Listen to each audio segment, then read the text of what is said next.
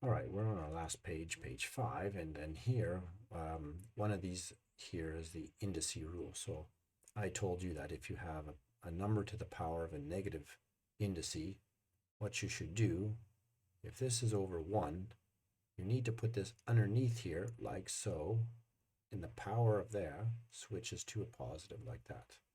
But of course, if you do that, you have to have something in the top. So I have 1 over 2 squared. So this is an indice law we learned. And of course, 1 over 2 squared is like saying 1 over 4. Ta-da, and we're done. Right? Next, the following two. Simplify. So look at these two. We talked about this. We talked about values being like terms. Okay. So in this case, we have 7x minus 3x, and you should have 4x. That's it. That's all we need to do for this, is just simplify. For the next question, we're going to expand. So and this is what this word means, expand. That's this here, okay? So I need to go 4 times 2x and 4 times 5y. So 4 times 2x is 8x. And then 4 times negative 5y is negative 20y. And that's all we have to do for there. So these are our answers. We got 1/4 here, we get 4x here, and we have, so you can't do anything. There's nothing else you can do with 8x minus 25. Just leave your answer for there. Okay. Now we got the last question. Write down an expression with 3 terms.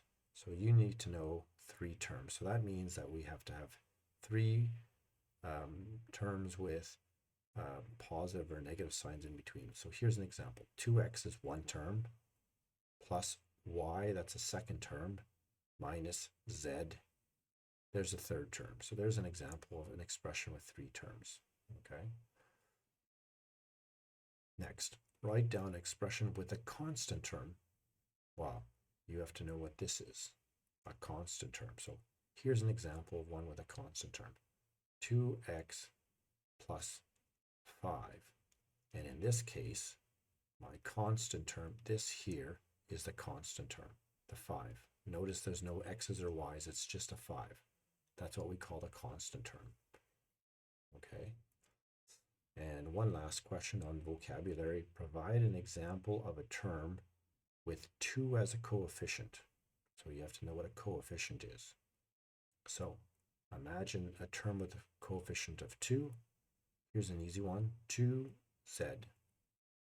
All right, so it's a term, and notice that the coefficient is 2. That's called the coefficient. So there's your final page. So I hope that some of this is helpful for you. Let me know if you have any further questions on anything that you're working on at home with the review exercises.